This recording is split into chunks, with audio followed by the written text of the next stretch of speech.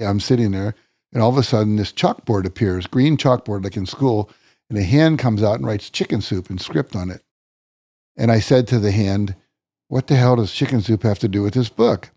And the voice said back, when you were a kid, your grandmother gave you chicken soup when you were sick. And I thought, but this is not a book on sick people. And the voice answered back, people's spirits are sick. They're in resignation, hopelessness, and fear. So I went chicken soup for the soul, and I got goosebumps. Told my wife, she got goosebumps. Told Mark, he got goosebumps. Called her agent, he got goosebumps. Went to New York, met with 21 publishers, 7 a day for 3 days. Nobody got goosebumps. Jack, it is so good to see you. Glad to see you, my friend. And I'm so thrilled that you're here and that we're seeing each other again. Yeah, this is fun. It has been a long time. And as I warned you before we started recording, I said, I really doubt people in my audience have the full context or even partial context. So I wanted to give them some of the backstory, because one could make a compelling argument that I owe my career as such to you, because you made the introduction to Stephen Hanselman, who became my book agent. At the time, he was a, I suppose, former superstar editor on his way to becoming an agent. So we were both starting out in a sense, and you made that introduction. But there's even more backstory that I have to share with folks. That would have been 2005, 2006. I was around 27, 28 at the time. Much earlier, this would have been when I just moved to Silicon Valley. I was riding around in my mom's hand-me-down POS minivan, which was broken in every way imaginable, listening to Personal Power 2 on cassette tape to and from my job as I commuted on 101. I was eating at Jack in the Box in the parking lot of a Safeway a couple of nights a week, because that's what I could afford. And I was volunteering for a group called the Silicon Valley Association of Startup Entrepreneurs, which is a mouthful, but SVAs. And I had volunteered, which I still recommend to folks, because I knew nobody knew me. And I always tried to do extra jobs as a volunteer. And eventually they said, wow, this kid really likes working for free. Let's give him more responsibility. Hey, would you like to organize some speakers for a main event? And I thought to myself, absolutely. This is a great way for me to meet some of my heroes. And I invited Trip Hawkins of Electronic Arts. I invited you because of the Phenom. Of course, we'll talk about it. But Chicken Soup for the Soul, I invited all sorts of folks. And that was the first time that we met. You graciously agreed to come to that. And here we are, God knows how many, to almost 20 years, more than 20 years later. And I'm so happy to have you on the podcast. So thank you for all of that. These are these sliding door moments where there's no way I could play the alternative, but the what if certainly looms large. What if you hadn't said yes to come to that event? What if I hadn't reached out and said, Jack, all these notes I have from this lecture I've been giving to this high-tech entrepreneurship class, is there anything here? And frankly, I hoped you would say no, because I didn't want to write a book. And you were like, actually, I think there's something here. And before I could say anything, you started making introductions. And here we are. So thank you for everything, Jack. I really appreciate it.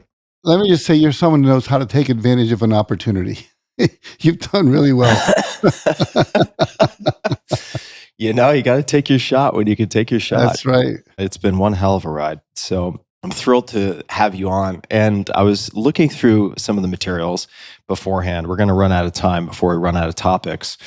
But ultimately, we will rewind the clock and go back to some of the beginning chapters. But I have to ask, because there is a bullet here, the story behind more than 300 million copies sold in China. How does that happen?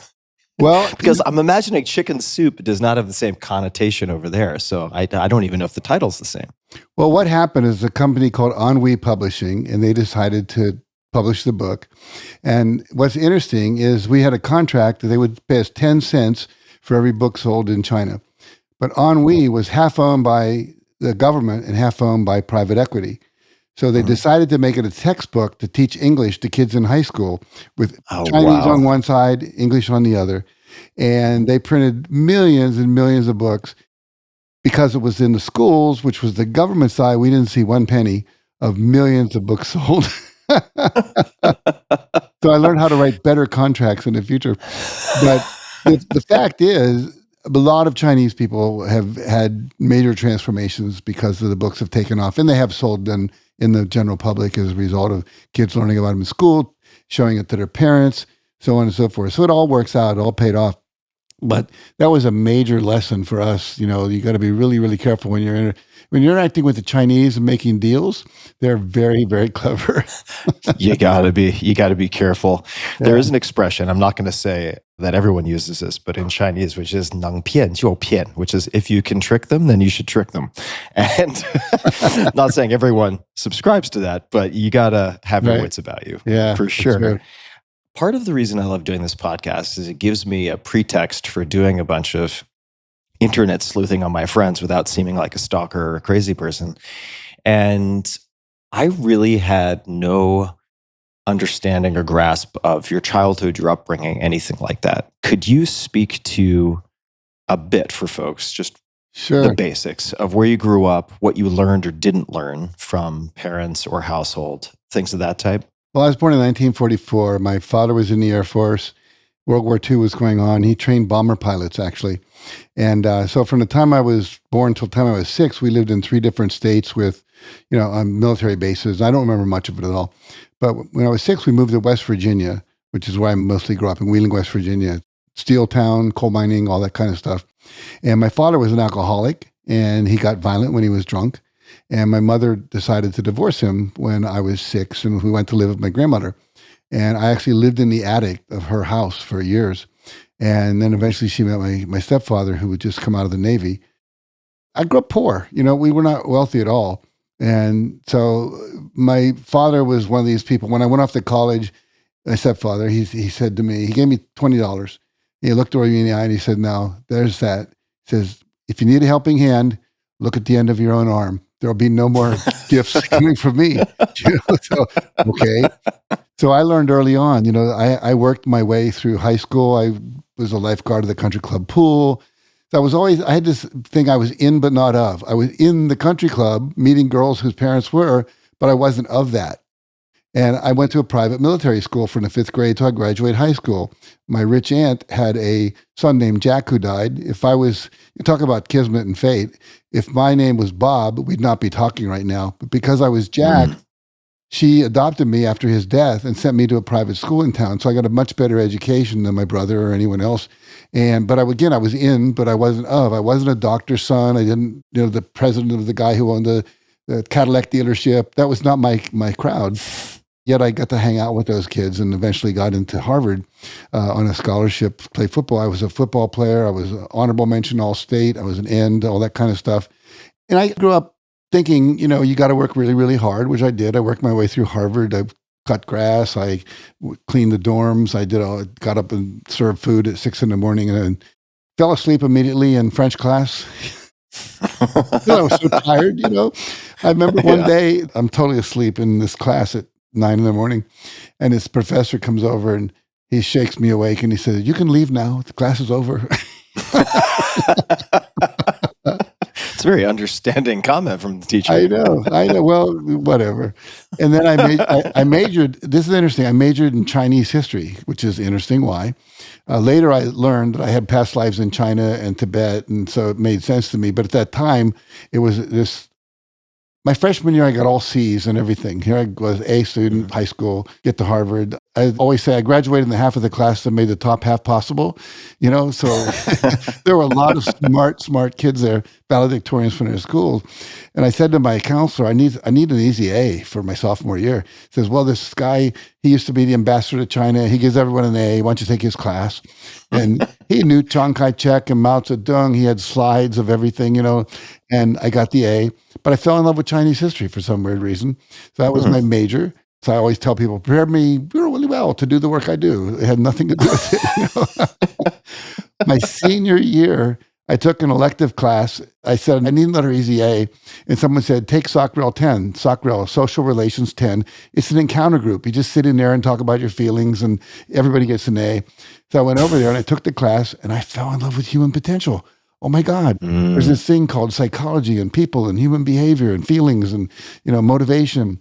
So I said, well, how do I get into that? They said, well, it's a little late. To get into psychology, you had to study as an undergraduate, and I hadn't. They said, well, you could sneak into psychology through education. So I went to the University of Chicago, got a master's degree in education, taught in an all-black inner city high school for 2 years, and got teacher of the year my first year, and I went to get to Jesse Jackson's church. I became friends with people in the jazz community. Really got deeply. I would say probably for a year I almost wished I was black because I thought white people are milquetoast, and these black guys they got energy and the poetry and the songs and the music and the dancing and the anger and the fear and all that. So then basically I started realizing my students were not motivated. They didn't believe they could learn because they were black in the inner city and they didn't have role models. And that became my passion. How do I motivate them to achieve? And I met Clement Stone, my mentor. He was he was worth $600 million in 1968, which is when I was there. That's wild. His best friend was Napoleon Hill, who wrote Think and Grow Rich. And together they wrote a book together. And then also he wrote a book called The Success System That Never Failed. And that's where I learned about motivation and setting goals and having vision and values and working hard and using affirmations and visualization and all of that. Jack, can I pause you for a second? Because there's so many different avenues we can go down here. Sure. I want to come back to W. Clement Stone. 600 million. We'll come back to that because that's a mind-boggling number, especially for that point in time, but anytime, even now. But if we back up for a second, Teacher of the Year, first year in Chicago, what made that possible? What do you think contributed to that? I think what happened was this school, probably 5 years earlier, was all white and Jewish. And then there was this black invasion, they would call it, into the community. And there was this white flight out to the suburbs. So what happened was a lot of the teachers didn't really want to be there. They wanted to go with the kids who went. So there was a certain kind of malaise and almost an upset that they had. And I think a lot of them didn't treat the kids very well. And the other thing is nobody was teaching African-American history. I was teaching history and, American history and world history. And I found a book called Before the Mayflower. And it was by a guy named Roan Bennett. And it was a book about African-American history. It's just a paperback. I think it was like $3.95. I bought one for every one of my students, and I would teach black history along with white history. History is always written by the victors. So basically, white history is our history. And they didn't know any of this stuff. The fact that I would do this and the fact that I was loving and kind and motivational and believed they could do everything, it made them, I think, just like me because I was on their side. And then they started the African-American Club, African-American Studies Club. They asked me if I'd be their sponsor. I said yes, so that was another thing. I ended up coaching the swimming team because the guy who was supposed to do it had majored in basketball.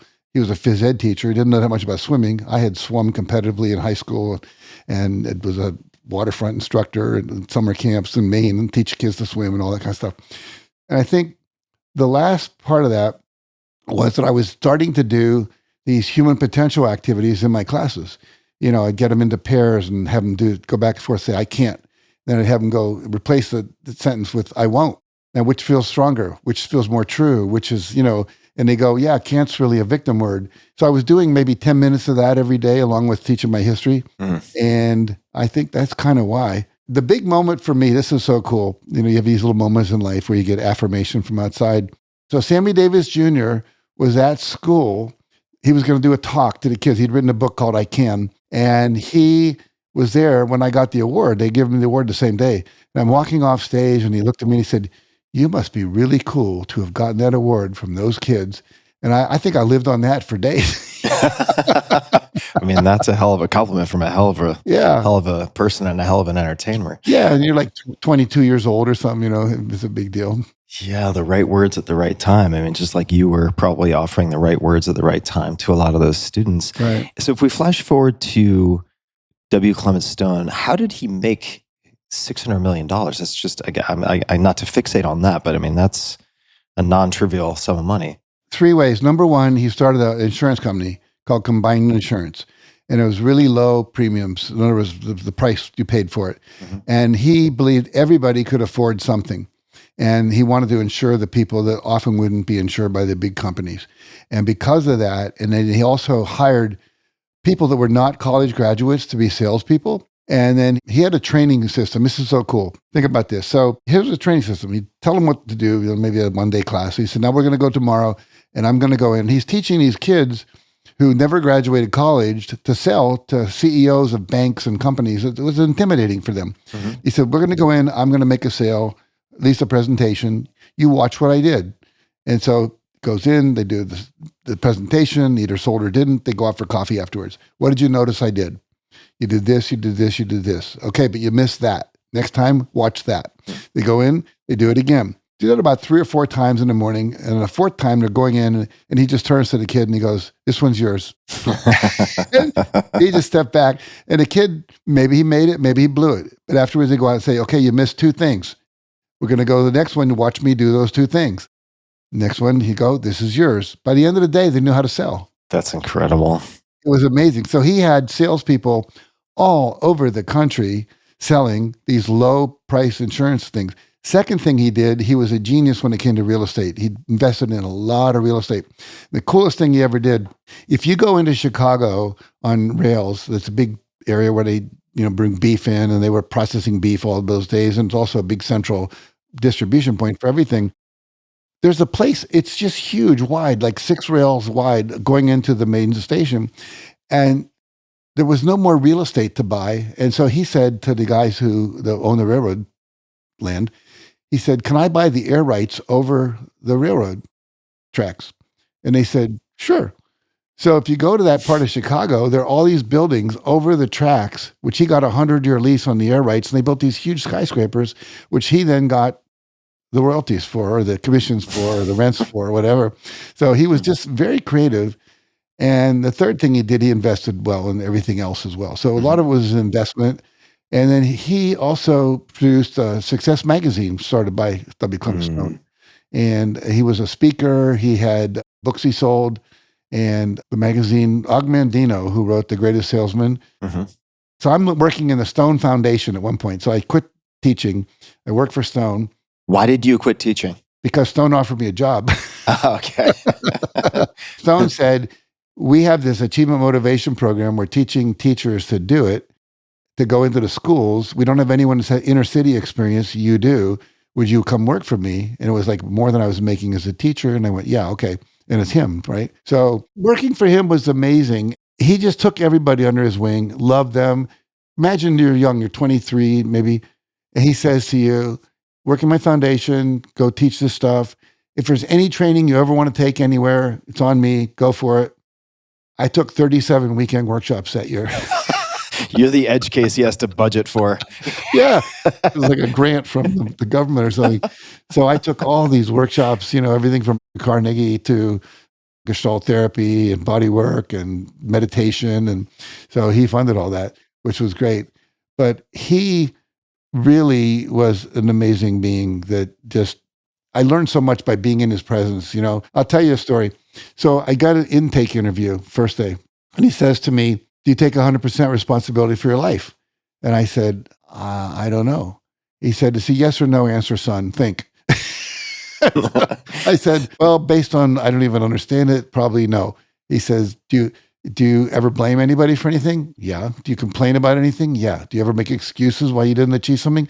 Yeah. You don't take 100% responsibility. So he introduced me to the whole concept of 100% responsibility.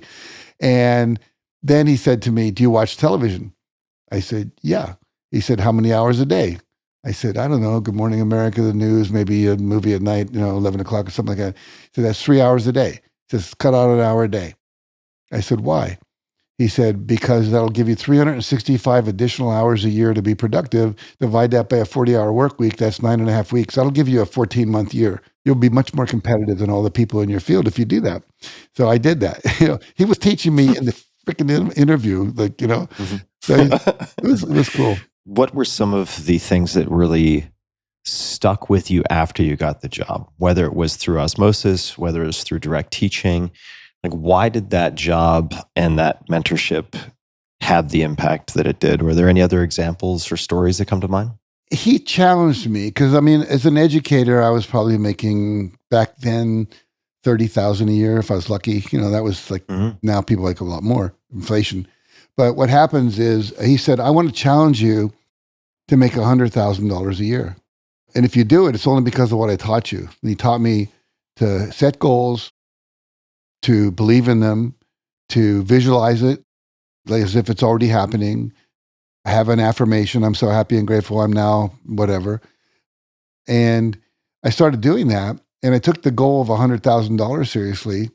And every morning I'd wake up and I'd put I put $100,000 bill on the ceiling. I didn't even know one existed at the time. Banks actually trade them back and forth. But I took $100 bill.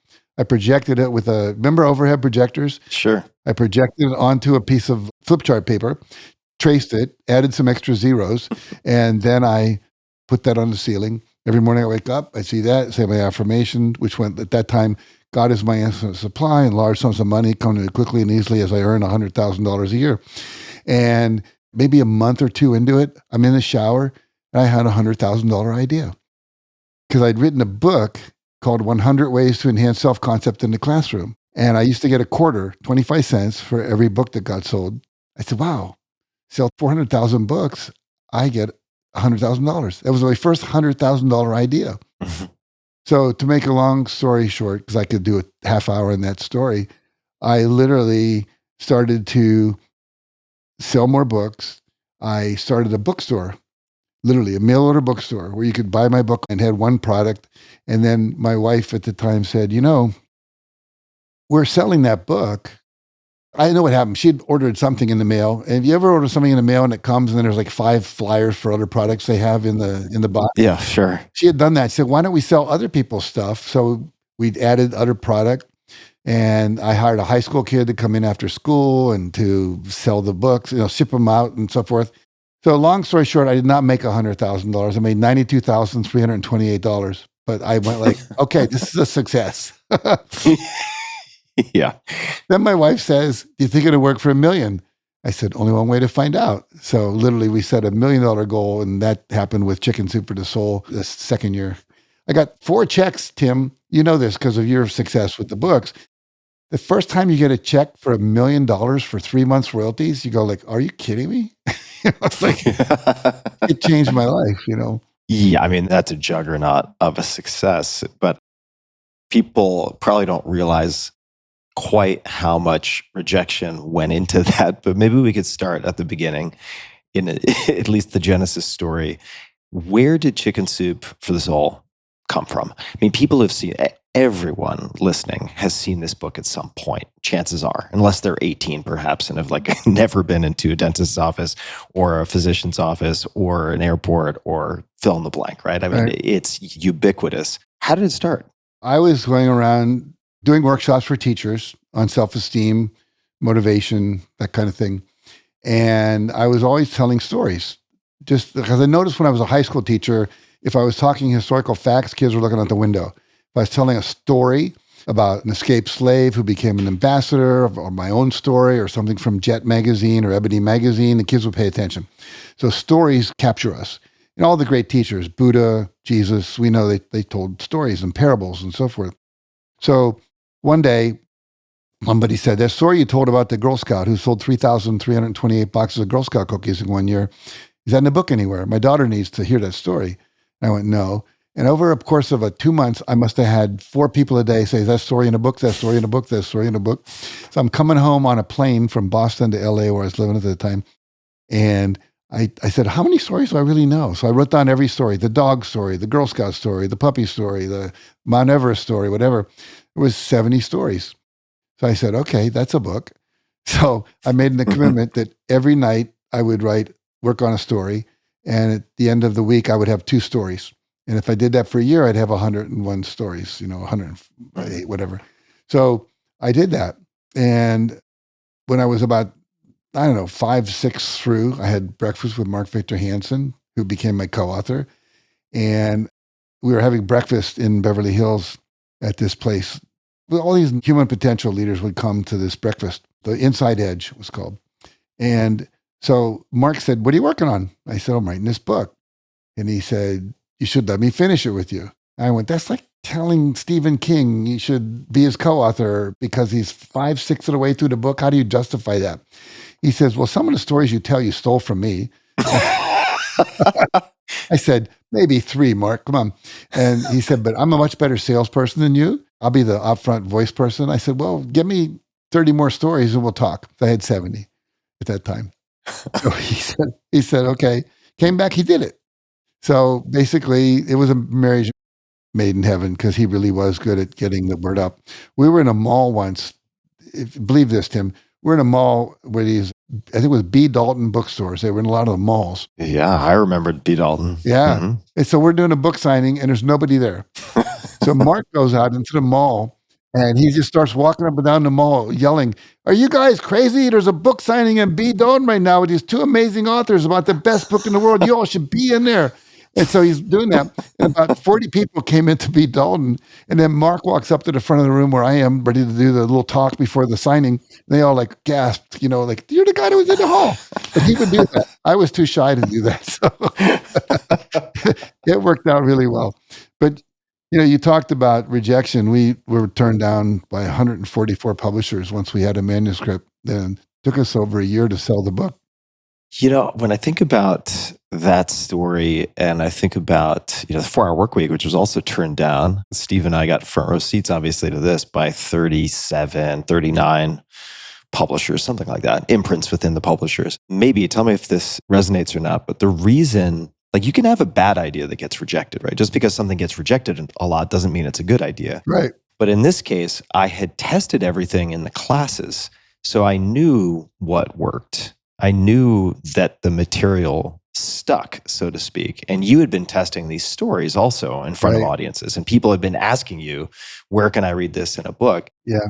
But was there anything else that contributed to the perseverance to go through that many rejections? I think it's what you just said for us too, because we had tested these stories over and over and told them we got standing ovations.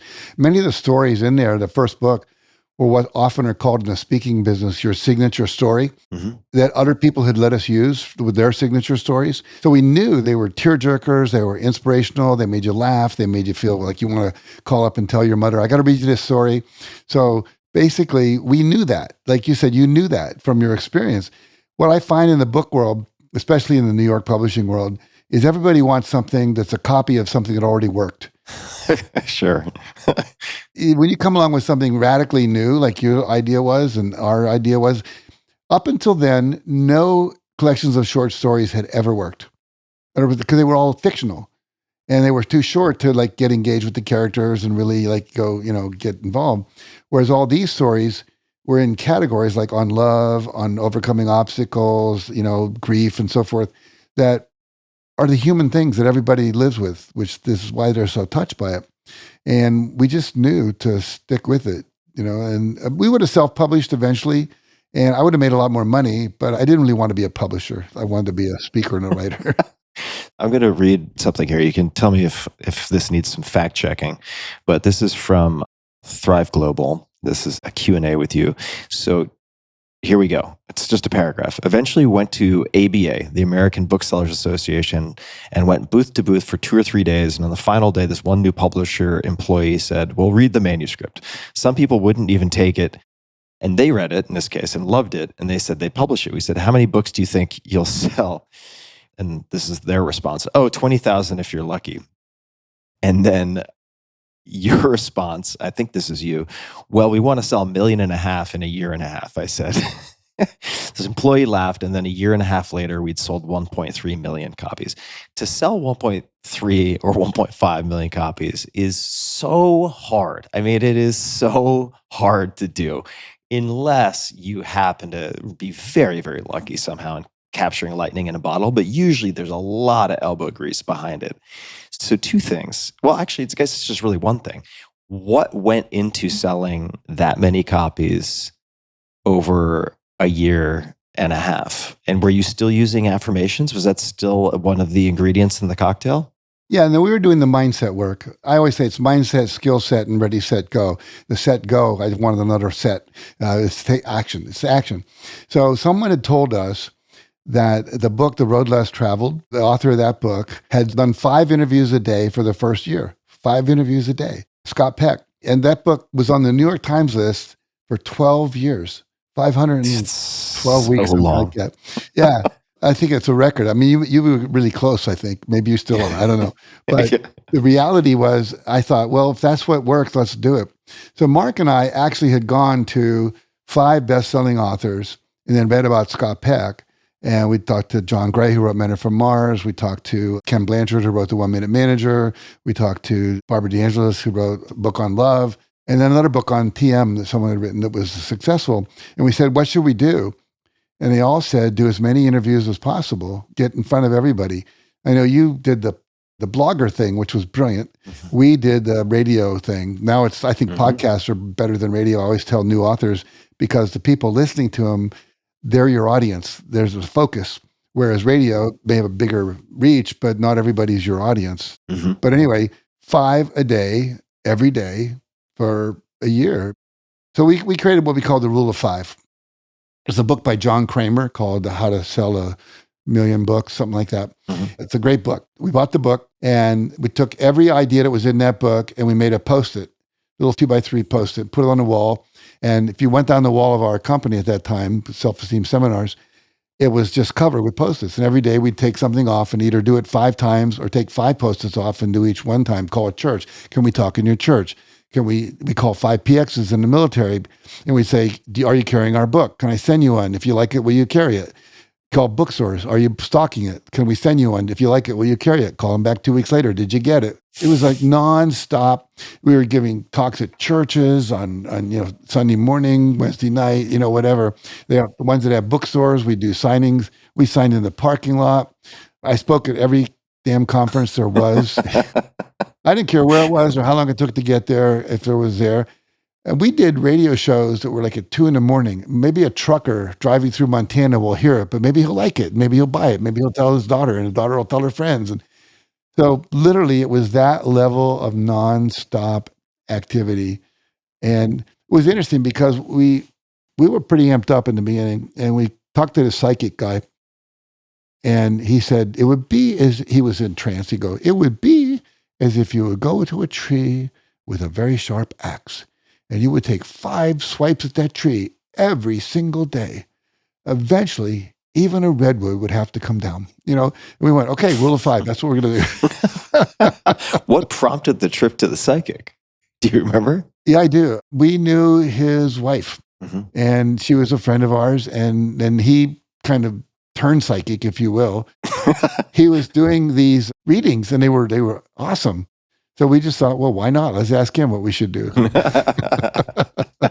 How old were you, or what date was this? Either one, roughly, when the first Chicken Soup for the Soul came out? 93. And I was born in 44. So what is that? 49 years old? Something like that.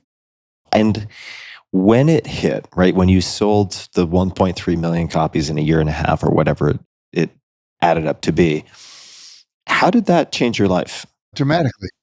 In what ways did that affect your life? Well, it allowed me to move out of a very small house. It allowed me to get a better car, all that kind of stuff. I think more so, it was an affirmation from the world that the work I was passionate about was needed.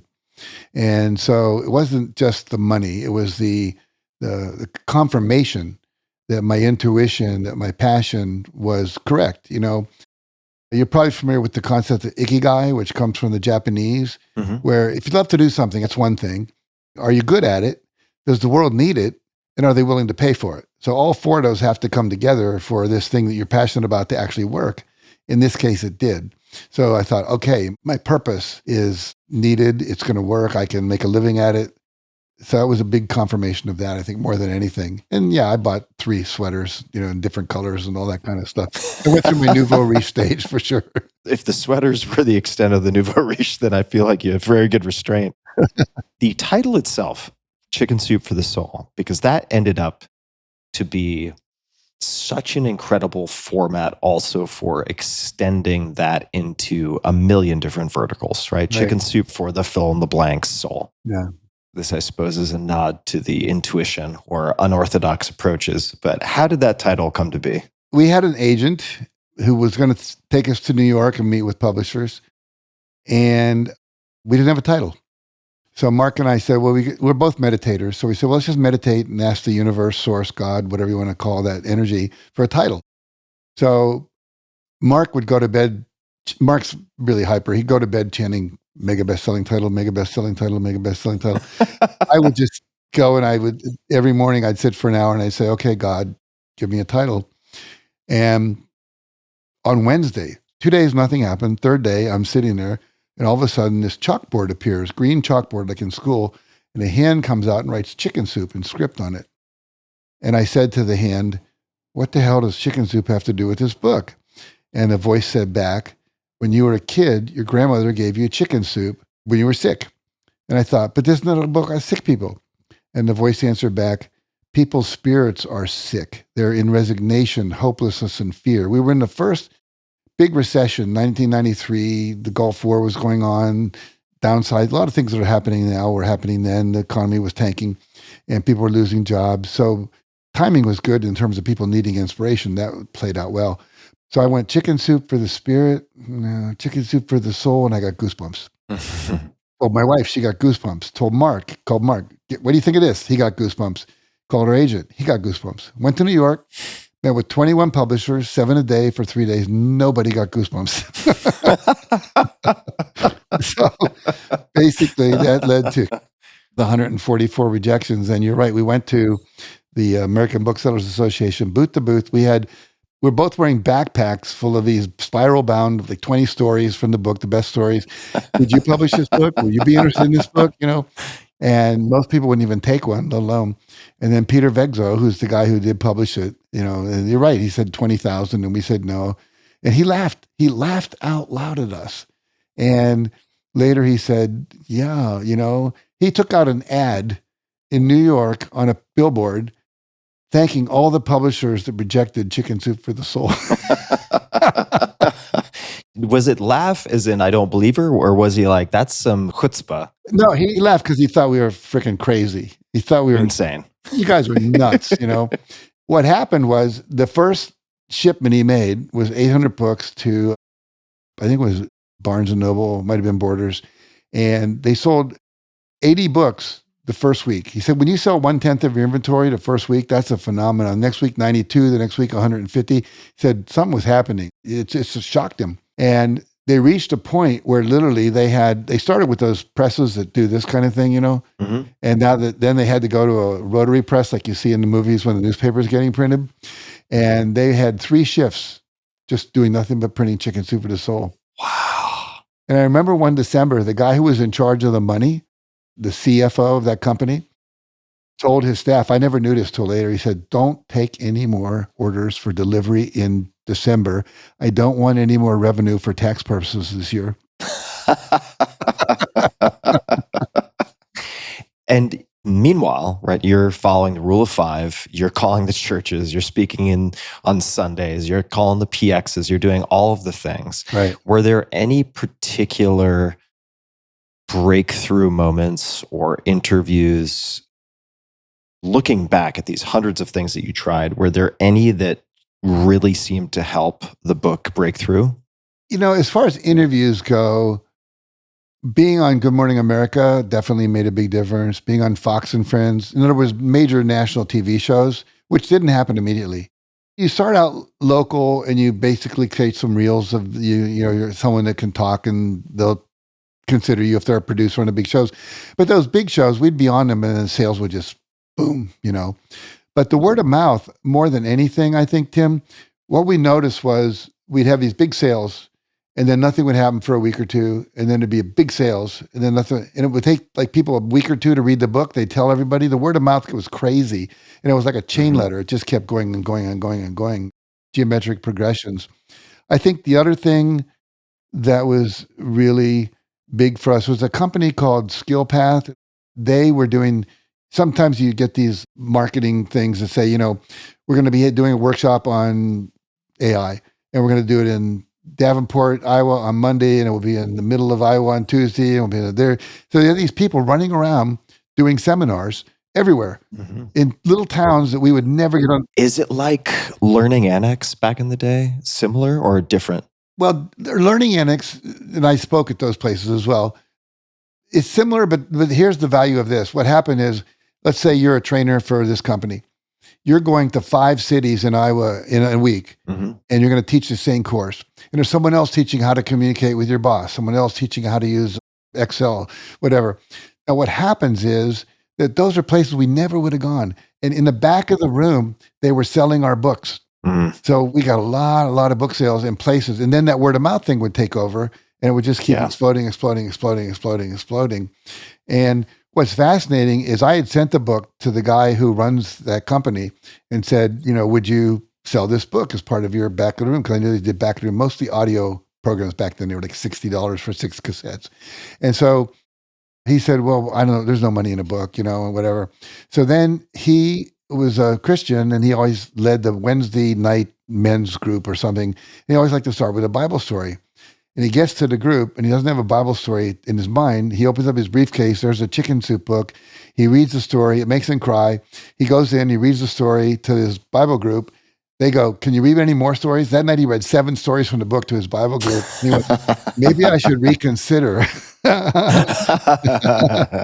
So they did. I want to emphasize something for folks, and this is through my own lens and bias, of course, but part of how you can improve the likelihood of word of mouth with a book like that, or any book really, if you're dealing with especially, I think, nonfiction stories, is practice it in front of live audiences. You just get such valuable feedback. It is not the same. Speaking as someone who's done 800 plus podcast episodes, it's not the same as virtual feedback.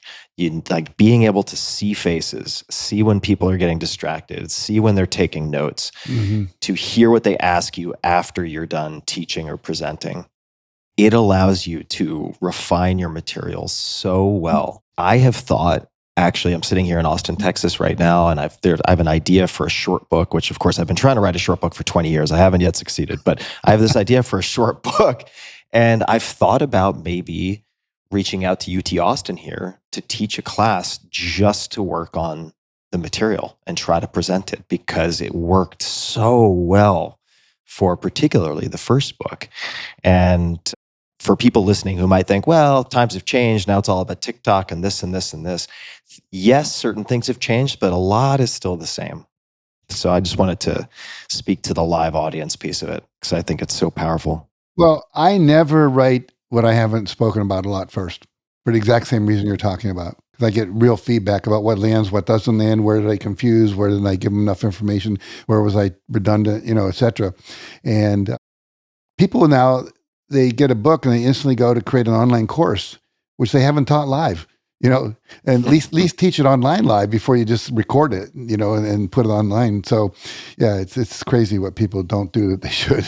To maybe just put a bow on the chapter of Chicken Soup for the Soul. I mean, you've got some crazy accolades related to this, right? The Guinness Book World Record with 7 chicken soup books on the New York Times bestseller list simultaneously. That was in 1999. There are so many bullet points that I could list off that are just completely nuts, right? When you think back to somebody saying, hey, if you sell 20,000 copies, you'd be lucky. And then flashing forward to some of these, you ended up selling the name, the backlist, so 220 plus titles, all future royalties, the trademarks, et cetera. How did that happen? How did that come to pass? And why did that happen? I think 2 things. We got kind of burned out on the process. When we first started it, we were doing a book or 2 a year. And by the end, we were doing like 8 or 9 books a year because the publisher wanted more because everything has an arc, And so what happened was the success was starting to dwindle. There was a little saturation in the market, perhaps. We're niching books now. The first books had universal appeal across the board. When you start doing sports fan soul or golfer soul, you start to limit the size of the audience. And so we're doing all these books and we kind of got tired and I kind of got burned out at the level of not another one-armed guy climb Mount Everest story or one-legged, blank. I mean, I should have been inspired. And it was like, Yeah, right. Not another, my mother died and she loved bluebirds and a bluebird landed on our windowsill. So I knew it was my mom and it probably was, but after a while, I'm tired of hearing that, so I knew I was getting a bit jaded, like, Yeah. is it not the thing, And also I think I was tired. So the guy who was the CEO of our company at the time kind of noticed all that and said, would you like to sell it? And I said, well, for the right price, so we sold it for tens and tens and tens and tens and tens and tens of millions of dollars. So yeah, it was a good offer, happened at the right time. So yeah, that's how it happened. And while, let's just say in the As you're noticing the saturation and the niching down, and when you're checking in with yourself, you don't have a full body yes, right? You're like, oh my God, another bluebird story. I just don't know if I can do it. Were you doing things in parallel that you then kept doing after you sold things off? Because for a lot of people, that could become their identity. And once they sell it, they're like, oh my God, what do I do now? And they have this void that could be really terrifying. Yeah. And I'm just wondering how you thought about what you did after that. And if you already had something in the hopper or if there was another plan.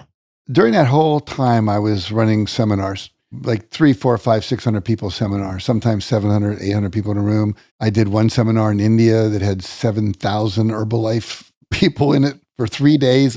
They only spoke Tamil. The whole thing was translated, And so I had that going. That was always happening. And the chicken soup was kind of like, it was a parallel track to my workshops and my seminars. And so basically, that was always there. I knew I could go back to that and not go back to that, but just shift my energy over to that. And I did.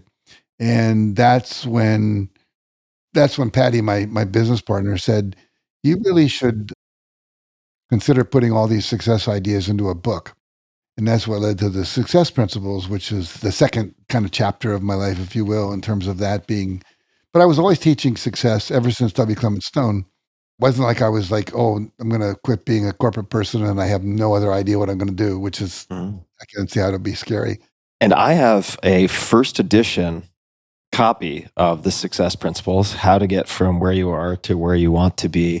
Because before I think, when was the pub date on the Success Principles? 2005. 2005, right. So it came out 2 years before the 4-Hour Workweek. And I think I have a brief cameo in there, probably because of the kickboxing stuff or something else. I tell that story, Yeah, so I have a signed copy at home at my parents' house, actually. I keep it right where I can see it. So I've had that ever since. And what was it like stepping into the Success Principles? Were you nervous about that because the bar had been set so high with Chicken Soup for the Soul? Were you able to let go of that? What was that experience like? Well, there is a little bit of an identity thing. I became known as the chicken soup guy, and I had to let go of that. I mean, some people still see me that way, which is fine. But no, I think for me, it was a very natural transition. It was a book. I know how to sell books. People would say, how long did it take you to write that book? I'd say 20 years because I was collecting all that data about what works in terms of success, and the actual writing took about a year and a half. I would write from about 7 at night. Sometimes all of a sudden I'd hear birds singing and it would be getting gray out. Oh my God, I've been up all night typing, It's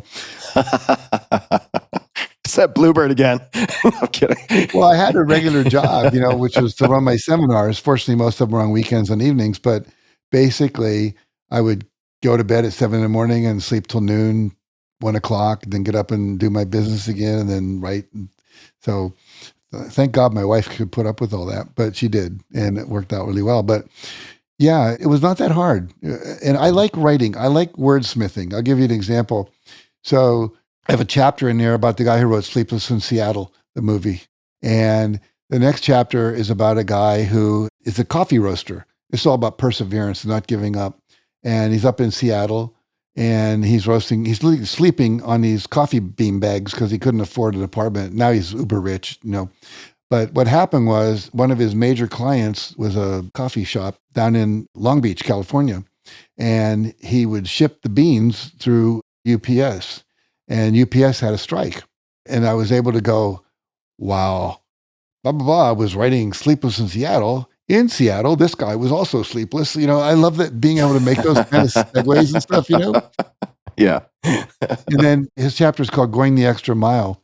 And basically, I said, when the strike happened, he said, I can't let this guy flounder and not have the beans he needs. And he drove them himself 1,250 miles from Seattle to Long Beach. I said he was willing to go more than 1 extra mile. He went 1,250. Playing with words like that is really fun for me. Yeah.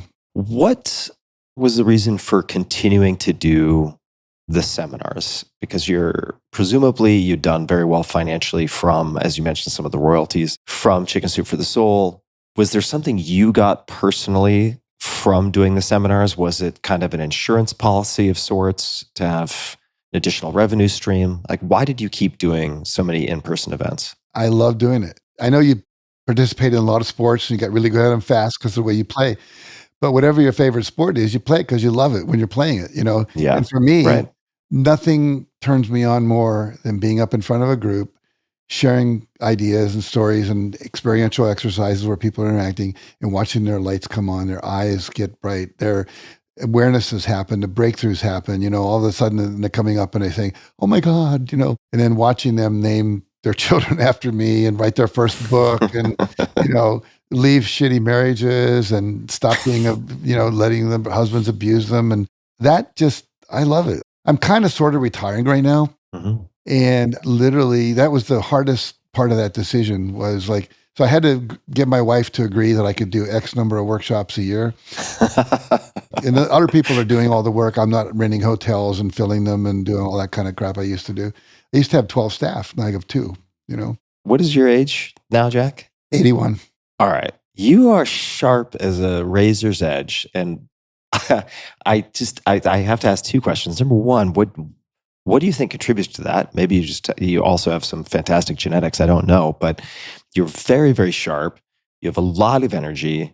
And then the related question is, and I'm not questioning the decision, but why retire? Why change what you're doing?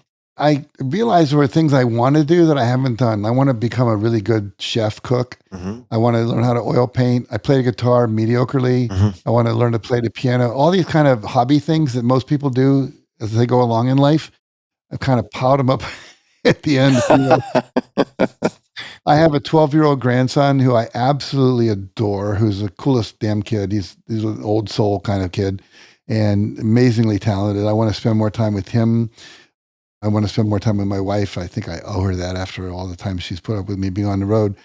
And I enjoy being with her. And I want to just explore things because they're fun, not because I need to. Mm-hmm. And so I want to read a book because it interests me, not because I'm getting ready to write something or I'm getting ready to, whatever. It's funny. I never thought I would retire. I told everyone for years I'd never retire. And then I was doing an ayahuasca experience down in Costa Rica. And I literally, I'll tell the story real quick. So Yeah, please. the intention that we were to hold that night was forgive the unforgivable. And I thought, I've forgiven my parents. I've forgiven people who embezzled from me. I've forgiven people who stole from me. I've forgiven the guy who bullied me in school. Forgiven both my ex-wives, their lawyers. I've forgiven everybody. What's left to forgive? But I'll do it. I take the medicine, and I'm lying there on my mattress, and all of a sudden, Vladimir Putin's face comes up. I thought, oh, God. I got to forgive Vladimir Putin, who I think is one of the more evil guys on the planet. So I literally started to see his childhood. I saw what motivated him. He wants to be seen as majorly significant, that he did something outrageously huge, like put the Soviet Union back together. Mm-hmm. How does he do that? You start bringing all these countries back that they gave away, like the Ukraine and Poland and all those places. So I finally forgave him. And I felt this energy just like leave my body. I didn't know I had such animosity toward him. And then the next thing I see is my door to my office. And the office opens, and the first 3 feet of my office is like a shrine to how significant I am. It was like the Guinness Book World Record, magazine covers, awards, honorary doctorates, people that made me honorary sheriff of this town. I've got more damn stuff, And I realized, oh my God, part of my motivation has been to feel like I was worthy of being here. I made a difference. I'm significant. Now, the huge philanthropic, loving, service-oriented heart in my body. But I realized, like, how many honorary doctorates do you need? I'm Dr. Canfield. It's like I would go away for 4 days on a trip to give a commencement speech to get another doctorate. And I'd leave my wife and my kids, it was crazy. And so I had that awareness and I thought, I really need to slow down and take a look at all that motivation. And part of it, being 81, it was my 80th birthday last summer, 81st birthday in August. I just realized, there's a lot I want to do that I'm not doing. Mm-hmm. And I'm going to just shove all this work stuff to the side. Not totally. I've got 4 books I'm still writing, so I'm not retired. The road warrior, the 3 weeks in the Asia, Yeah, the road warrior, the travel. yeah, all that. I'm not doing that anymore. I love how 4 books is the retirement plan. I know. So that's Jack's version of lazy. I'm going to come back to the ayahuasca in a second, but before we get to that, what do you think has contributed to you being as vibrant, full of energy, Right. and as sharp as you are? I think several things. Number one, passionate about what I do. Another way, I follow my joy, follow my passion, So there's not a lot of resistance between what was coming through and what I want to do. I can't say I'm fearless totally, but I've very few fears in my life anymore. Just, if I want to do it, we'll do it. That inner struggle is mostly gone. That uses up a lot of energy and causes disease in the body.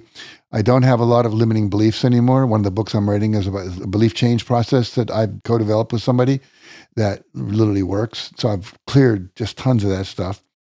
I'm a big fan of Byron Katie. Do you know her work? Yeah, her work is amazing. People can find PDFs online also of the work, which are super helpful, the turnarounds and so on. I did that work for years. I've not ever been with her, but I did her work. And just, I don't get upset about anything. It just is what it is. That whole idea, it is what it is.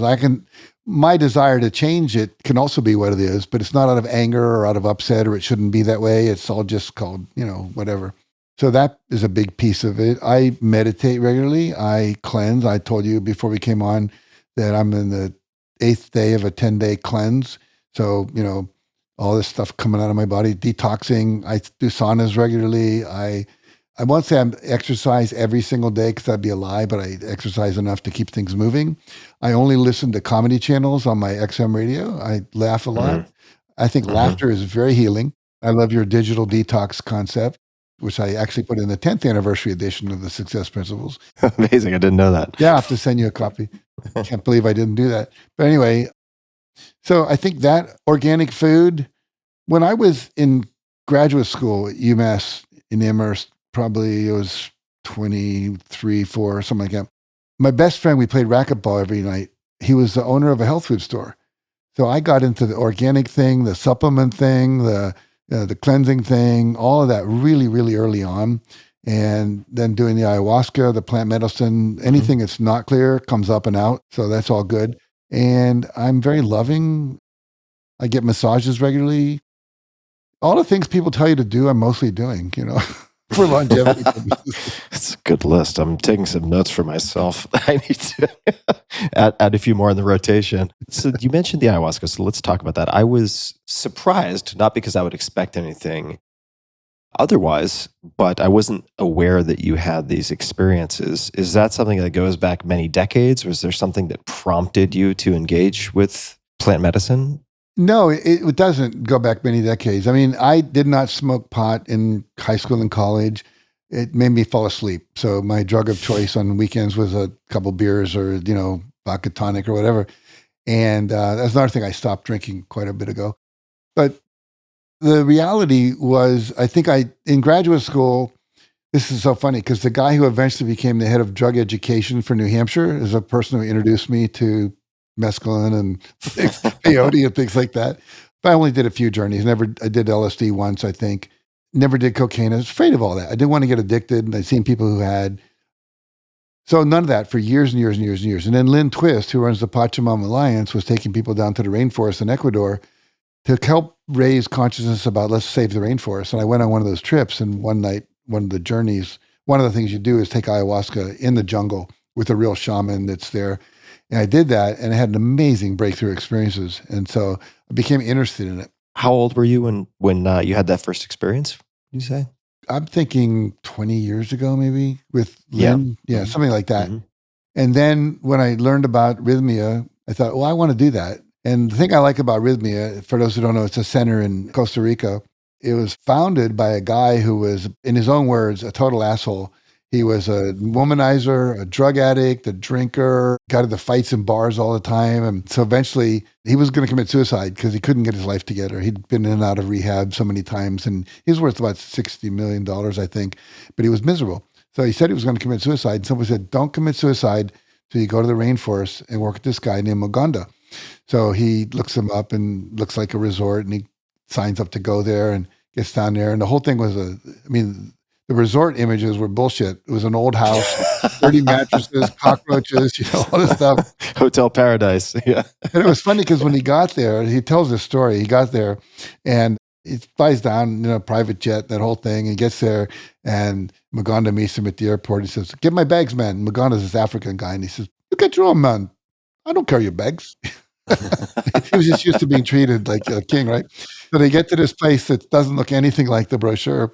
And he's about to leave. And he says, "Come on, man, lie down." And he gets in about 8 people lying head to head in the middle of a circle in the garage on mattresses. And they do ibogaine, which is an African thing.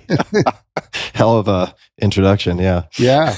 But it totally rocked his world, because what happened was he ended up going back to his grandfather, and he realized his grandfather had been sexually violating him his whole youth, and he totally repressed all that. That's why he was so angry, he was repressing. And then finally, I love this last line. He's lying there and Maganda just taps him on the head and goes, "Happy birthday, man. You were reborn."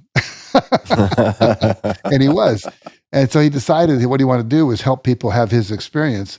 And the second time he did ibogaine, he said, "You're supposed to open a center, but don't do it with ibogaine, do it with ayahuasca." So he started that center.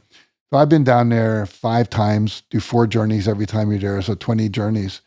And they've been life-changing for me, just literally life-changing.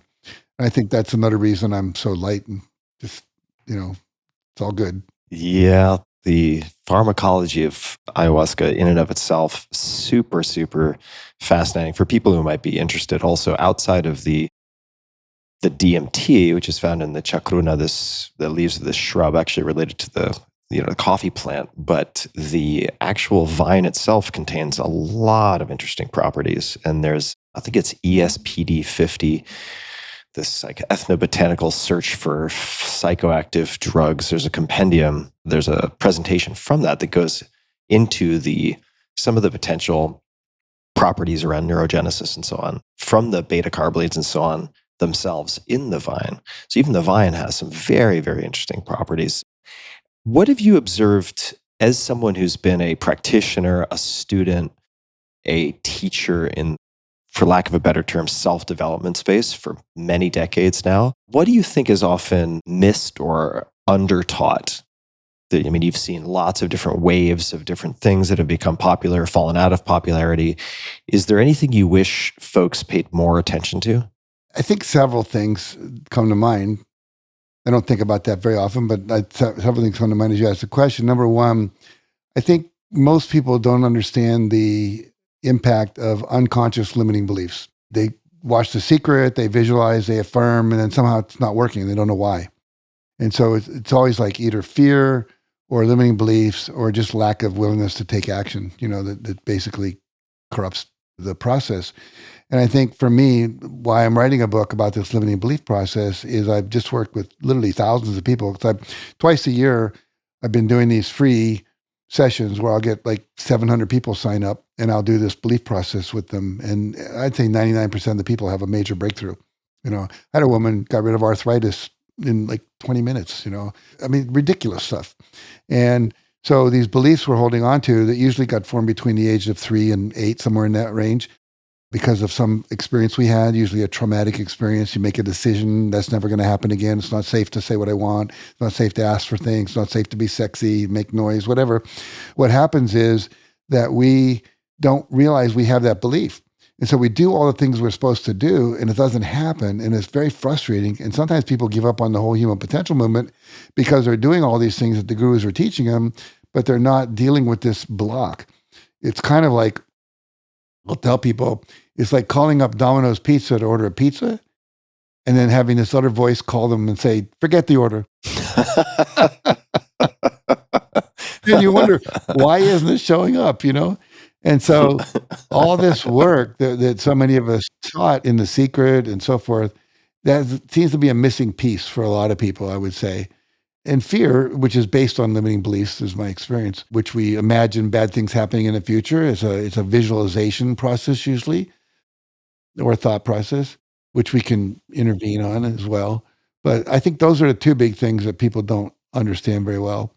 And then I think what we're seeing today that I'm a bit more aware is the power of community, the power of support, the power of not being alone.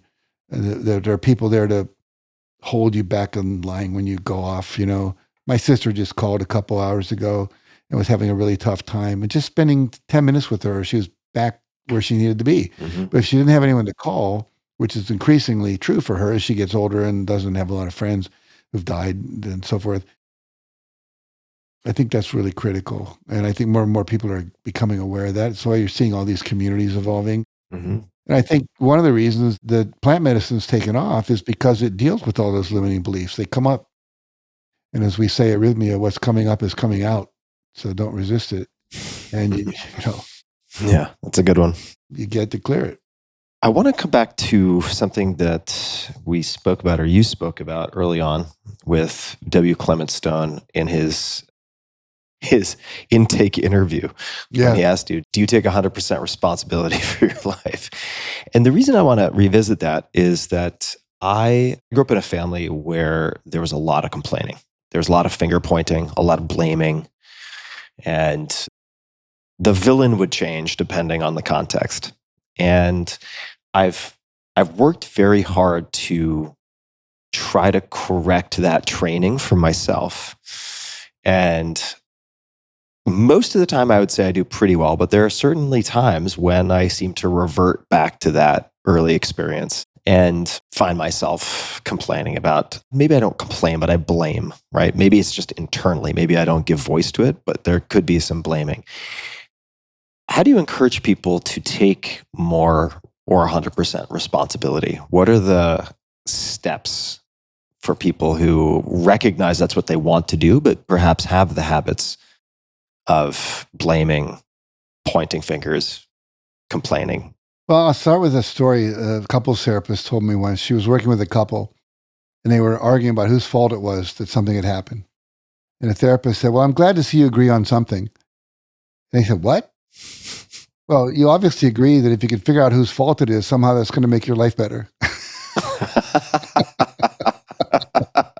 That's outstanding. Yeah. So basically, I teach a little formula equation, if you call it, like E plus R equals O. Event plus response equals outcome. So when there's an event and you blame somebody or something, the government, the bank, the economy, your mother, your sister, your neighbor, the boss, whatever you're blaming for this experience you've just had, that event plus your blaming does not produce a better outcome. So we all want a better outcome. We want to experience joy, freedom, peace, love, success, abundance, whatever the outcome that we want, health, longevity, whatever. And certain behaviors do not do that. So I've never found a place where blaming produced a better result. You don't feel better. No. And you don't solve the problem in a way that really gets you anywhere because you've just blamed somebody. And it's amazing how much our culture supports blaming and complaining. I used to call bars ain't it awful clubs. Every profession has their own bar they go to. The firemen go here, the police go there, the lawyers go there, the doctors go there, and they bitch and moan about everything that happened that day. Like, the economy, the president, the minister of the hospital, whatever. So the reality is it lets off steam and you get agreement, but you don't get resolution, you don't get breakthrough, you don't get better results. So if you look at E plus R equals O, there's only 3 responses you have any control over: your thoughts, your images, and your behavior. That's it. You can't manage time. You can manage your thoughts in relation to time. You can manage your visualizations in relation to time, in your behavior. We think we can control things outside of us. We can only control our response to things outside of us and then notice what kind of outcome that produces. And what you've done magnificently, and what I've done a lot as well, is look at who are the people that are succeeding, what are their responses to certain events, how do they relate to this situation, which ones produce the better results. I mean, your book, the Titans book, is just amazing. All these people telling you what worked. Thank you. If you haven't read that, by the way, guys, please do. It's incredible. So what happens is blaming, we just discovered, we talked about it. And it's incredible what people blame. I mean, look at our president right now. He's blaming everybody for everything. It's unfortunate, but he does. But it's not producing particularly great results as a result of it. Complaining, in order to complain, you have to have a reference point of something better you prefer. So I can't complain about my girlfriend if I don't have an image of some woman who's better than my girlfriend, right? Now, the reality is that nobody ever complains about gravity.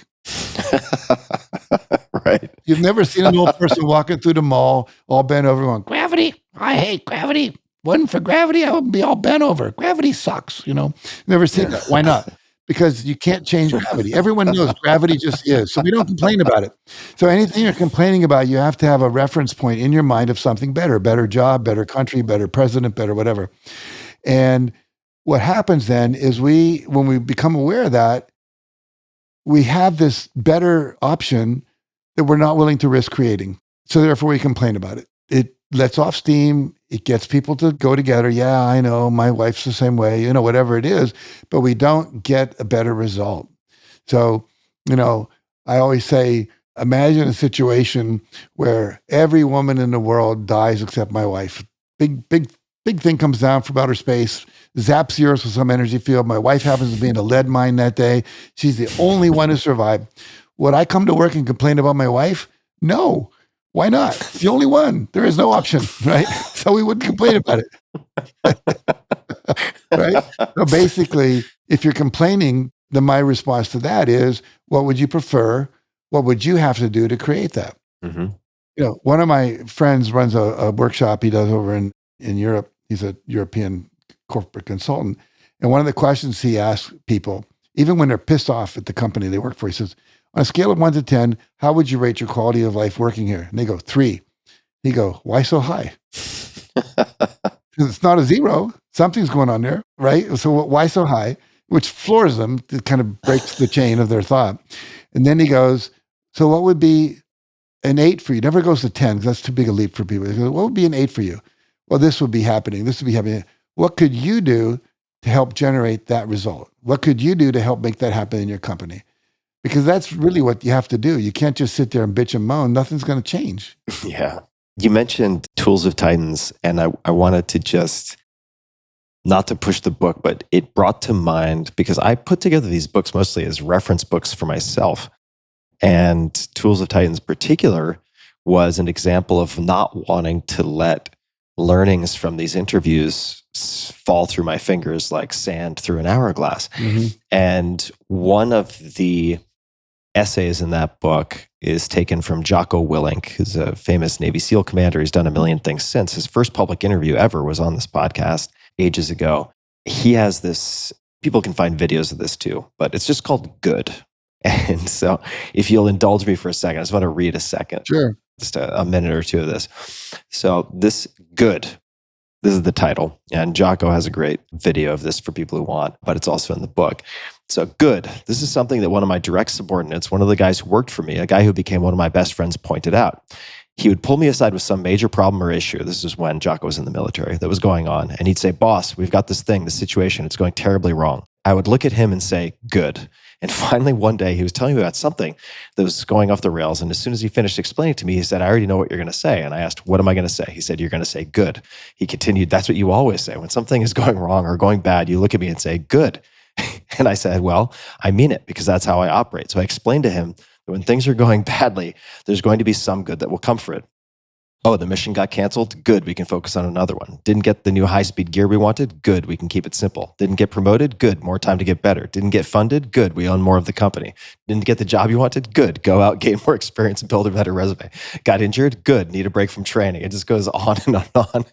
And then he says, just to maybe put a pin in it, he says, now I don't mean to say something trite. I'm not trying to sound like Mr. Smiley positive guy. That guy ignores the hard truth. That guy thinks a positive attitude will solve problems. It won't, but neither will dwelling on the problem. No, accept reality, but focus on the solution. Take that issue, take that setback, take that problem and turn it into something good. Go forward. And if you're part of a team, that attitude will spread throughout. And I feel like you reflect that. And certainly Jocko is sort of an archetype of many types. And it's also, for me at least, makes it clear that it's something you train yourself to do, right? If it doesn't come naturally all the time, just like an exercise habit or anything else, like this is something that you have to condition yourself to do with reminders and practices. Are there any reminders or practices that you have for yourself to stay on the rails, so to speak, with the 100% responsibility? Yeah, I guess so. I've always got something I'm working on, and you have to have like something that keeps it in your focus, you know. Mhm. So if I'm engaging in some kind of negative self-talk, then I take and I create an opposite affirmation. I'll put that on some post-its and put it on the refrigerator door and on my bathroom mirror and stuff like that. Because we know it normally, you probably have other data than I do on this, but neuroscience tends to tell us that it takes about 66 days to change a belief. Mhm. And it can take longer depending on who it is and how badly that belief is ground into you through the trauma of its creation. But generally, it requires repetition. There's a guy, I forget his name right now. He's the head of peak performance at West Point. He wrote a book about it. And one of the things when I read the book that he does is when the students are wanting a behavioral change, they create an affirmation and he teaches them every time you walk through a door, reach up and touch the door jamb and then say your affirmation. Now I have a repetitive system that's built in that tells me to do that. And think about how many doors you go in and out of every day, into the bathroom, into the kitchen, out of the kitchen, into your car, back out of, whatever.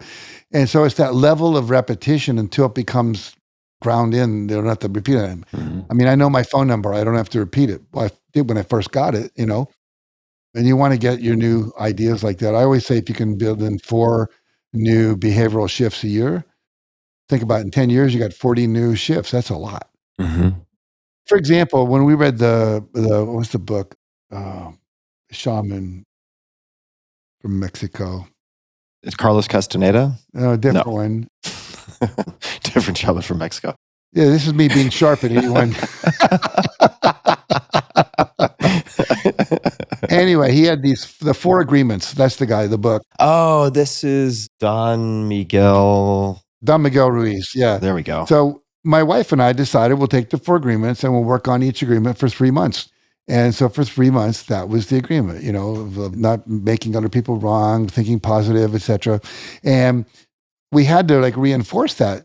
And we had little signs that told us what to focus on and so forth. So I think it's important to do that because, as you know, we are so distracted today now with AI and scrolling through Instagram. And I mean, I even get caught in that occasionally. I'll go looking for something on YouTube, and the next thing I know, I'm watching old reruns of Jay Leno. It's like, but I think that, reminders are important. Yeah, I'm going to use the doorway. That is a great cue. It's actually something, if people want to read Exploring the World of Lucid Dreaming, doorways are also really helpful for some of that. People can check out Stephen LaBerge if you want to go into a really weird town. And also for people who might be wagging a finger at me, I know that Carlos Castaneda was not a shaman, but it was the Teachings of Don Juan, I think, a Yaqui Way of Knowledge. That was the book that I was thinking of. That was one of the first books I read. It was a great book. It's a compelling book. I mean, whether it's real or not, it's a fun read. Yeah. So I'm looking at a blog post. This is from jackcanfield.com. Productivity tips. And you, like me, I'm sure have quite a few blog posts, but I'll just read the headlines here for a second. There's clean up your messes. 2, focus. 3, just say no. 4, practice the rule of 5, which we've talked about a bit. 5, meditate. And this is going to seem so mundane, but I'm very curious if you could expand a bit on clean up your messes and how you go about doing it, because I have a few Achilles heels, as I suppose we all do. And one of them is I collect so much goddamn paper. I am a hypographic note-taking maniac, and I just have paper. It metastasizes to cover every flat surface that I have. And I try to take photos here and there and digitize, but it's messy and it really agitates me. And I'm not saying that that's ideal. Maybe it shouldn't bother me. But how do you think about why is number 1 of 5 on productivity tips, clean up your messes? And how do you do it? Well, you're talking to a fellow person that needs the same rehab, just so you know. I take more notes at a conference than almost anybody. And I've got literally books full of notes and taking notes when I'm listening to stuff and podcast things. I think the problem is that every time you look at all that, it's taking your attention. Mm-hmm. And so the research that I've read says we have the ability to hold about 7 attention units at a time. And so what happens is that you'll notice the research also, like if you haven't paid the bill yet, any good waiter or waitress can tell you what you had. Mm-hmm. As soon as you pay the bill, you ask them 10 minutes later, they don't remember anymore. They don't need to. Yeah. So what happens is all those attention units are being taken up by things that are incomplete. So messes in my world are incompletions. So anything that's incomplete. Now that can be that thing you started, you didn't finish. It could be that letter you were writing, the book you're not finished up, the notes you have over here. But what I've learned to do is find a place for those things. Like lots of filing systems. I have filing systems in my computer. I have filing systems, about 10 drawers in my office that are file drawers. And so things go in those places. And if I need to remember something to do it, I have what's called a come up file. So let's say I need to do something March 28th. I have a folder called March. So on the 1st of March, I go through that folder of everything I put in there, and then I put it into my calendar for those days. Or I can put it in now, like called Steve on March 28th. But if there's papers related to that, things we're going to talk about, whatever, it goes in my March file. So it's there. It's not in my visual cue. So what happens is, whether it's a relationship, we've all had that experience of walking through a grocery store and seeing someone down the aisle we don't want to talk to, so we go down another aisle and hope we evade them, because it's incomplete. So all that energy is taken up because it's not complete. All the things you've never said, the upsets, the thank yous, the acknowledgments, the wanting acknowledgments and not having got them, they're taking up space in your head. So everything you can close up, it's almost like you're taking a piece of paper off the desk, and pretty soon you have a clean desk. You know Dan Sullivan's work, the strategic coach? Yeah, he's got some great stuff. Well, one of the things I learned from him, he doesn't have a desk. He's got 3 or 4 offices with conference tables. And he'll go into one and say, bring over that stuff, and he'll work with one of his people. They do all the things they need to do. They walk out with all the papers. He's done. Doesn't have that pile up shit that I deal with and you deal with. But the reality is that everything is incomplete. You're walking through the hall of your house, you see a little crack in the wall, and you go, oh, it needs to get fixed. Mm-hmm. Pretty soon, you won't see that crack because you have to block it out of your awareness to pay attention to other things. So now things are not getting handled that need to get handled. And also, if you do keep paying attention to it, that's time you could have spent writing your book or thinking about your project or loving your mother or giving good feedback to your girlfriend or whatever. So the reality is it's really important to clean that up. And there's financial messes, there's garage messes, there's, the attic, the tool drawer, the door that has the leashes, Oh my God. I can feel my cortisol piling up as you're listening. Sounds like you're in my house on my nanny cam. I'm going to say to you, I have a sheet of like 21 things you need to clean up. Oh. I used to work for a company called Insight Training Seminars. And if you were a trainer, you had to clean all that up because you had to be living that you were complete. And you couldn't teach it if you weren't living it. Think about it. Financial records, your checkbook not balanced, stuff in your car, clothes that don't fit anymore. I mean, you go down a list of all that stuff.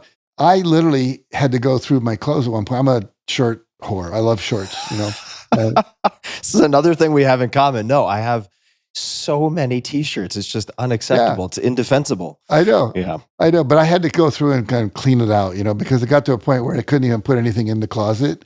And so the rule is if I haven't worn it in the last 60 days and it's not a tuxedo or something like that, it's gone. I love all the decluttering books that are out there and, all that kind of stuff. One person said, go through your house, take everything you haven't used in the last 30 days, put it in a box, label the box, what's in it. And if about another 120 days go by and you haven't used it, just throw it out because you're never going to use it again. Well, I'll tell you a dirty little secret, which is, I moved 8 years ago from San Francisco to Austin, and I moved all my stuff from California into storage because there was a gap where I was shopping for a place and I didn't have anywhere to put all this stuff. It has been sitting in storage, all that stuff, for 8 years, and I get a bill for it every month, and I'm like, I should go down and take a look at that, and I'm like, I cannot allow myself to look at that stuff because I'm going to want to keep all this junk that I haven't needed in 8 years. So it's my ignorance is bliss approach. Yeah. It's a small tax to pay at this point. Oh, yeah, stuff. George Carlin does a really good routine on stuff. If you can find it, it's really amazing. Oh, I will find it. Yeah. George Carlin, what a genius. Also, his late night bit on heaven and hell, people can look that up. Where with in heaven, the French are the cooks, the Japanese, the lovers, and this, and then in hell, X, Y, and Z. It's also worth checking out. But decluttering, the 21 things that I need to clean up, please do send that to me. Yeah, I will. Is that something we could share in the show notes for this Yeah, episode? sure, If other people. Okay. All right. Perfect. I think it's even a page in my book. If not, I'll get it for you. All right. Perfect. Jack, we've covered a ton of ground. I don't want to take up your entire afternoon on a Friday, but is there anything else that, I'm not in any rush whatsoever, but is there anything else that you'd like to talk about that we haven't covered? Anything you'd like to say, request of my audience, anything at all that you'd like to bring up that I haven't already prompted? I would just say, kind of self-servingly, that if you would like to know more about my work, the book that Tim talked about, it's found in his 20th anniversary edition, The Success Principles, How to Get From Where You Are to Where You Want to Be. It's really the basis of everything I do. If you haven't read a chicken soup book, start with the first one. It's really brilliant. One thing I did, Tim, I haven't done it for all my books, but I did with that book. I literally, after we'd probably edited every story 5 or 6 times, went out to Colorado to a ski resort in the summer, took 3 days, read every story out loud. Mm-hmm. Because what I know is when most people read, they're sub-vocalizing in their brain. They're not speed reading. Sure. And if it didn't sound, as one of my actors says, coming trippingly off the tongue, I would rewrite it. And that book went on to sell 105 million copies. So basically, I think that was a good thing to do. So I always tell people, like you said, get feedback, but also read it out loud. How does it sound to you? And then make sure I always say, get feedback from at least 20 people. First Teenage Soul book, we had an entire high school suspend classes for a day. Over 1,000 kids read all the stories. So we had an Excel spreadsheet. They all graded every story on a scale of 1 to 10. And that book went on to sell, I think, 6 million copies or something like that, Oh, wow. Feedback. I love what Kim Blanchard says. Feedback is the breakfast of champions, So. Feedback is the breakfast of champions. And most people avoid feedback because they're afraid of what they're going to hear. And you got to know that we call it constructive feed forward, constructive feedback. Mm-hmm. But anyway, I would read that book. Go to my website, jackcanfield.com. There's all kinds of things there you might be interested in. And it's interesting. I don't normally say this, but last night, for some reason, I was looking up something and I couldn't remember it. But I thought there's a guy named Nick Nanton. He did a documentary of my life called The Soul of Success. And I went in there to find one little thing, and I don't know, call it egotistical, whatever. I watched the whole damn hour on YouTube. It's free. Just go The Soul of Success on YouTube, and you'll see one of the most amazing documentaries ever made, I think, because he's an Emmy-winning documentarian. It's a really good thing. So that'll give you some information about some of the stuff Tim and I talked about that maybe we didn't go deep enough on. And that's about it, I would say, And we'll link to everything we've discussed in the show notes. Jack Canfield, also just to reiterate the spelling, Canfield, jackcanfield.com. You can find all of that. We'll, of course, link to everything as per usual in the show notes at tim.blog/podcast for everybody, including the 21 things to clean up, which is gonna ride hard on my OCD, which is properly diagnosed. I'm not just making that up as a swipe against OCD, folks. Big shocker to anyone who actually knows me. I'm kidding. But what I will say as we wind to a close, Jack, is that you've had a huge impact on my life. Your work has had an impact. You personally have had an impact. You've been so gracious, so patient. I don't know if you remember this, but I remember when I was volunteering at that event, S-Face, and I had all the speakers. I had some type of waiver because I wanted to record everything. And the waiver was, I'm sure, all sweeping and full encompassing of everything because I had probably gotten it online somehow. And I remember you had your glasses on and you sort of pulled down the glasses like a very patient parent. And you're like, Timothy, I have some questions about this release. And then you scratched everything out. You scratched a bunch of nonsense out and you signed it. You've had an incredible impact on my career. And I just want to thank you for all of that and for what you offer to the world as an eternal student and as a teacher. Oh, thank you. And I really appreciate you taking the time. Well, I've enjoyed this. One of the best podcasts I've ever been on. So thank you. Yeah, my pleasure. The least I can do. And I'll say it one more time, everybody who's listening.